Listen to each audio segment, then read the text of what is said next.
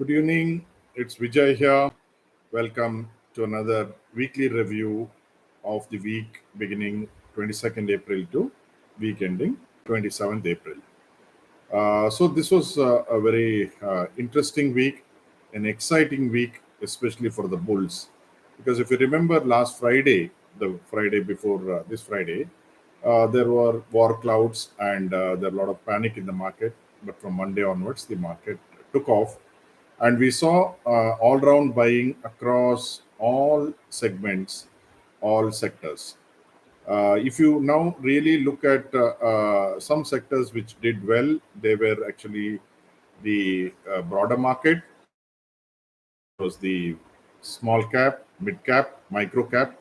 All of them hit all time highs. That is CNX, Nifty Junior, CNX 500, mid cap, small cap, and micro cap, all of them hit all time highs. The Nifty and Bank Nifty did not hit all time highs, but Nifty went up by about 275 points, and Bank Nifty about 626 points, and Sensex went up about by 645 points. No new highs in the mainline indices, but all time highs in many of the sectoral indices, which were commodities, autos, metals, PSCs, PSU banks, realty, and consumer durables. The very few indices which did not hit, sectoral indices which did not hit all-time high, that was the private sector banks and the IT and the financial services indices. So just today being a longer podcast, let me take you through some charts. And here let's look at it. Okay, so this is as far as the Nifty is concerned. If you, for a bearish kind of person, he will see that somewhat a head and shoulder formation is probably happening. Yeah, for a bearish kind of person, you can see. But I am a strong believer that one should not anticipate, but one should keep in mind that some such pattern is being developed. The reason why I am trying to push this pattern right now is because we have entered the election season. We already finished two phases. I will come to the election season a little later. And first, let's do the financials and the charts, and then let's see where we are.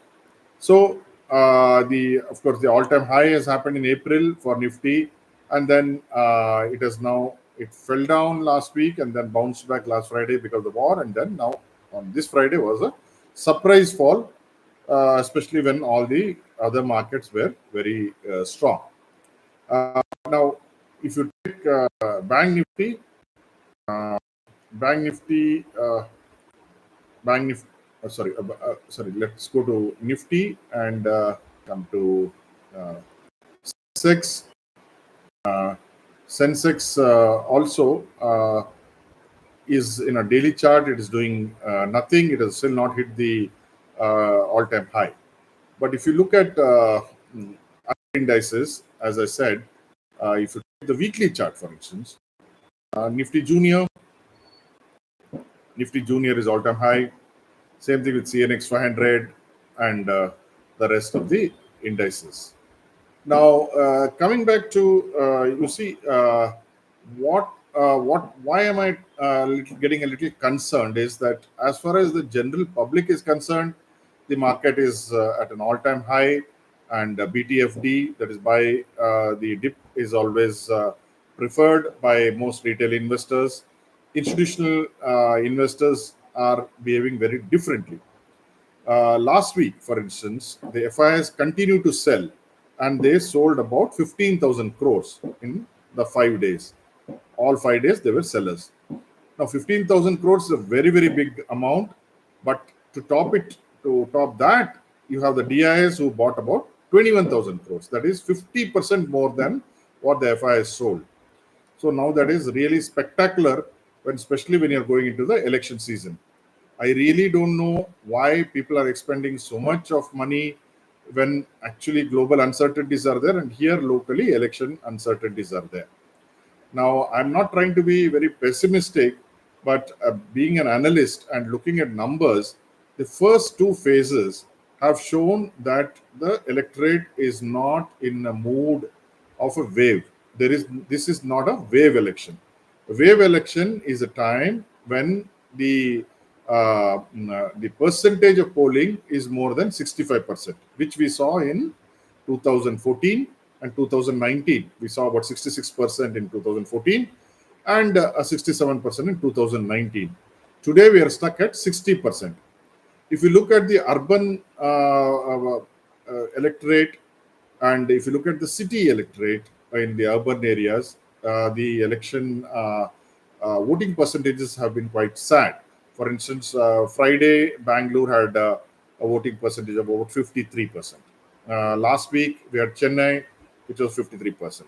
Now, primarily, it is because I think the people have got exhausted, and I don't think both the fronts, that is the NDA and India, are not giving them anything to cheer about. That is what the urban population is feeling. Whereas in the rural population is completely different. We have many constituencies which have done 70s. So that is a very stark contrast. So overall, the voting percentage is low, and especially in North India, voting percentage is low. And if you look at the heat wave, which is going to happen in the next 6 weeks, when the elections are on, I think we will have much more severe heat conditions prevailing, which will make more and more people to stay back. So that is something which is to be taken into consideration. But for reasons best known to the analysts, they are not taking that into consideration. I am taking that into consideration simply because I was affected very badly in the elections of 2004. I will just show you what happened in elections of 2004. Yeah. Why do I bring back these 2004 memories? Is not to prove any political point as much as to show that the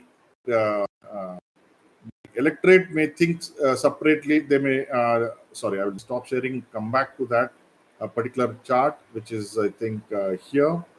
Yeah, yeah. This is the 2000. So 2004, you see the similarities which I'm seeing was, you see, NDA was very strong at that point of time, and everybody expected 340 seats, whereas there was no such thing called UPA. So there was no opposition per se. Right now, you have something called India Alliance. Then there was no such alliance. So there was no hope in hell that the opposition can do anything. So it was a clear-cut victory path for the NDA, and I strongly believed so. And I punted at every decline. So just before the first phase started, the though the index had the Nifty had peaked out on January 9th, but the elections were announced somewhere in March, and after announcement, actually the market started going up towards the result day, not result day, sorry, the different phases of voting. So the first phase was on 9th April. That day it fell, but after that, for the next 1 week, it went up.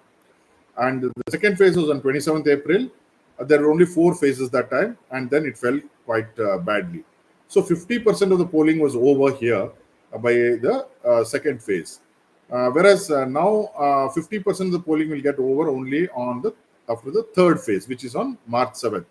So for us to find any great similarities in terms of the market vis-a-vis what happens on the polling day, we should wait till May 7th. I would not make any predictions on the market, but what I would like to show is that there are a lot of similarities then and now, and at least I could see that in the first 2 phases, and the voting percentage was low, and at that point of time it was a class divide, that is the India shining versus what am I getting. So I'm seeing a similar situation now. We are seeing India shining, though they are not calling it India shining. They're calling it Viksit Bharat, and we're talking of long term, 2047. Whereas the rural sector is having severe distress, which I can see as just a normal Indian citizen. It's very similar to then. I did not notice then, and I paid a very heavy price That is why I will come back to this phase after phase. It may sound boring, but I lost more than a crore of rupees by buying on every decline. And by the time I tried to sell, when the results were out, and I had lost considerable amount of money. So if you see here, the second phase, just before the second phase, the market peaked out, and then between second and third, it started coming down, and it did one pullback leading to the fourth phase, but then it just collapsed. This was a results day. The bulls fought back and closed in the green on that day, but then the following 2 days, Friday and Monday, it just collapsed totally. There was a drop of about 30% in those 3-4 days. So I'm not saying that will happen, that will repeat, but we should always remember that something like this happened before, and just keep that in mind, because you see, when we see some similarities, we need to take cognizance of it. Now, finally, I come back to what I of the title, which said, "Will it be an entertaining week?" NYEN, because the N will probably be in focus next week. And the strange part of the strange part of N is that you see it is every day it is climbing, and so this is the chart. I think I missed out showing that. So therefore, let me just try to show you the Japanese yen, for instance. You look at Japanese yen. Uh, let's come here. Yeah, you see this? See this?